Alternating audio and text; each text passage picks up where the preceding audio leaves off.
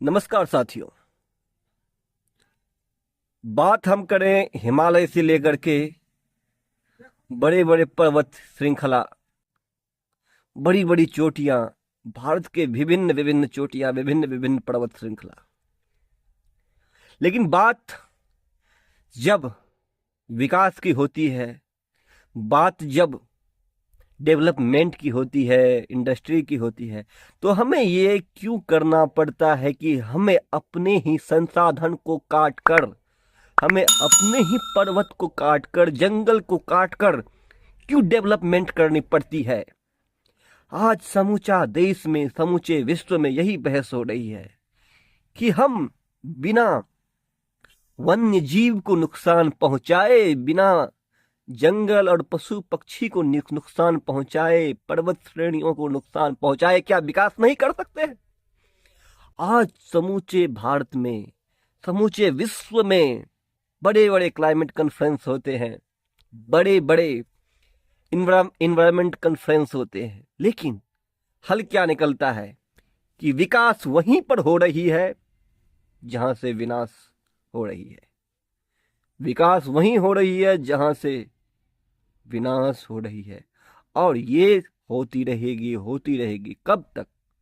जब तक हम और आप मिलकर आवाज नहीं उठाएंगे। नमस्कार साथियों, आज हम बात करेंगे उसी अरावली के बारे में, जिसके बारे में ये बात काफी दिनों से फैल रही है कि अरावली के इर्द गिर्द जो कटाई हो रही है, जो अरावली को ध्वस्त किया जा रहा है, वो क्यों किया जा रहा है? एक उद्योग के कारण और एक उद्योगपति के कारण। क्या अरावली की जो श्रेणियां हैं, अरावली की जो पर्वत श्रृंखलाएं हैं, वो क्या अब उतनी ऊंचाई और उतनी सुरम्यता लिए नहीं है जिससे हम विनाश करने को उतारू हुए हैं? साथियों, नए उदाहरण के मुताबिक अरावली की जो ऊंचाई यदि 2.5 मीटर से यदि कम हो तो वो अरावली की पर्वत श्रृंखला नहीं मानी जाएगी और उसे काट कर हटा दिया जाएगा। क्या ये जायज है? इसे हम किसी भी तरीके से जायज कह सकते हैं? नहीं कह सकते साथियों, क्योंकि आज समूचे विश्व में यही बहस चल रही है कि हम कैसे अपने पर्यावरण को, कैसे अपने वातावरण को, कैसे अपने क्लाइमेट लेवल को सुधारें। बड़े बड़े रिपोर्ट छपते हैं, ये सिर्फ कहने को नहीं है। बड़े बड़े आईपीसीसी के रिपोर्ट, बड़े बड़े डब्ल्यूएमओ की रिपोर्ट, बड़े बड़े यूएनओ की रिपोर्ट आते हैं, मगर ये रिपोर्ट सिर्फ कागज पे है, ये हकीकत में देखने को नहीं मिलती है। क्यों नहीं मिलती है? आज भारत में ही आप ले लें, बड़ी बड़ी पर्वत श्रृंखलाएं, जैसे अरावली को नुकसान पहुंचाया जा रहा है, हिमालय के विभिन्न से चोटियों को नुकसान पहुंचाया जा रहा है। क्यों?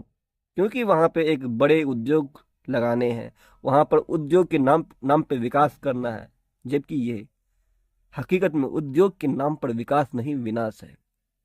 एक समय ये टर्मिनोलॉजी चल पड़ी थी कि पॉल्यूटर्स पे प्रिंसिपल। कहने का मतलब, जो प्रदूषण फैलाएगा वही पे करेगा। मगर वही चीज तो अब भी दिख रही है कि जो इन्वायरमेंट को डिग्रेड कर रहे हैं वो क्या पे कर रहे हैं? वो या तो बड़े से बड़े कंपनियां लगा देंगे या फिर रोजगार दे देंगे कुछ लोगों को। इससे होगा क्या? इससे तो विनाश नहीं रुक सकती।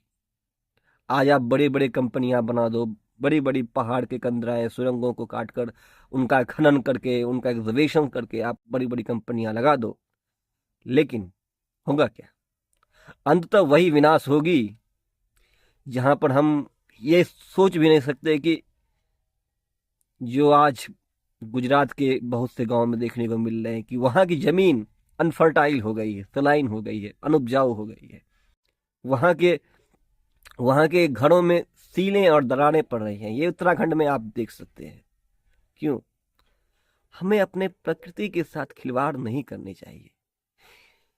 साथियों, ये कहने की बात है, लेकिन क्या करें?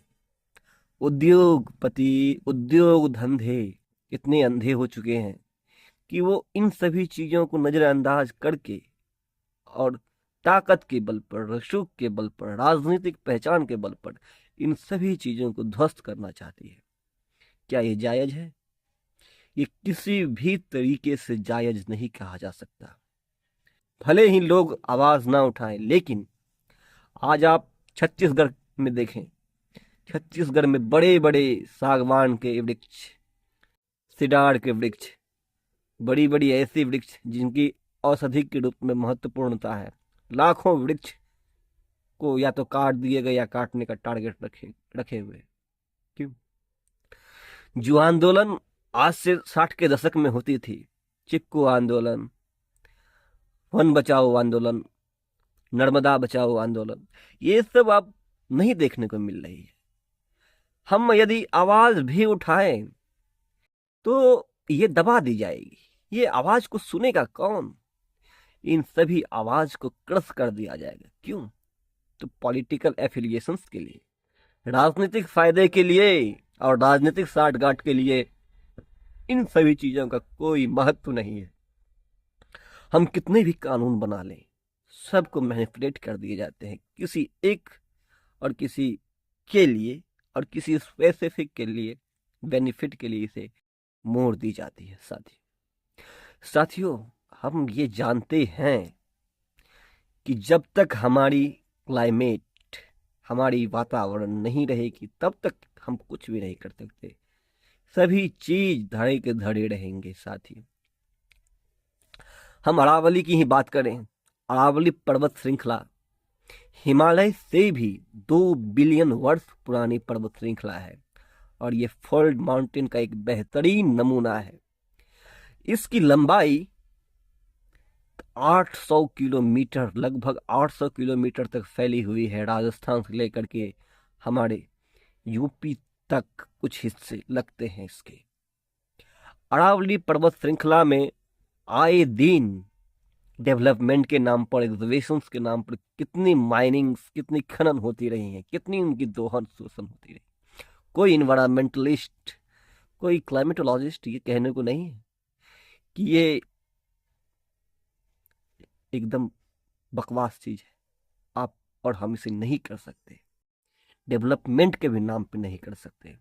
आज हम बड़े बड़े कैंपेन्स चलाते हैं, पॉलिटिकल कैंपेन्स, रैलियां चलाते हैं, लेकिन एक इन्वायरमेंट कैंपेन्स भी चलाएं तो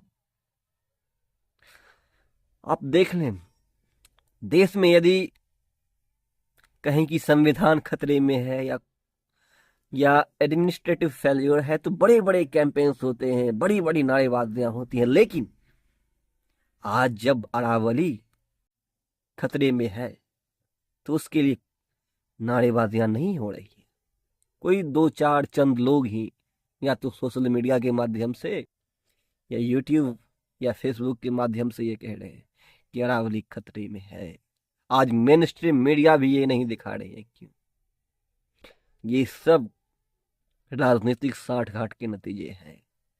आज जो मीडिया का भी दशा हुआ है, एक समय न्यूट्रल हुआ करता था कि पक्ष और विपक्ष दोनों को दिखाए, लेकिन आज मीडिया दहशत में है, वो एक तरफ झुकी हुई है, ऐसा महसूस होता है। क्योंकि न्यूट्रलिटी अब चला सी भी नहीं पत्रकारिता में बची है। यूं कहें 100% बस इतने ही बचे हुए हैं। आज सबसे बड़ी चुनौती हमारे पास ये है कि हम अपने आसपास के पेड़ पौधे, पशु पक्षी, सुरंग घाटियां, पर्वत श्रेणियों को बचाएं, ना कि उनका दोहन करें। यदि हम उनका लगातार दोहन करेंगे तो हमारे ऊपर उस बहुत ही बुरी और अनुकूल असर नहीं होगी, प्रतिकूल असर होगी। साथियों, यूं कहें कि ये तो सीधी सीधी एक राजनीतिक लगाव का नतीजा है कि सत्ताधारी लोग में उनकी ये हिम्मत नहीं है कि जो उद्योगपति ये करवा रहे हैं उनके खिलाफ हम कोई एक्शन लें, क्योंकि सारी पॉलिटिकल चंदा उन्हीं से आती है, उन्हीं से पॉलिटिकल पार्टी चलती है, तो असर किसका हो? उन्हीं बड़े उद्योगपतियों का ना। क्यों नहीं हम ये सोच पाते हैं? आज भी हमारी राजनीति इन्हीं सभी चीजें, इन्हीं सभी कुंठाओं के विपरीत इर्द गिर्द घूमती रहती है। हम कुछ भी नहीं कर पाते। ये आने वाले भविष्य के लिए कोई सुखद भविष्य नहीं है। इसे हम कैसे आगे, किस पैमाने पर आगे, कोई पैरामीटर्स नहीं है।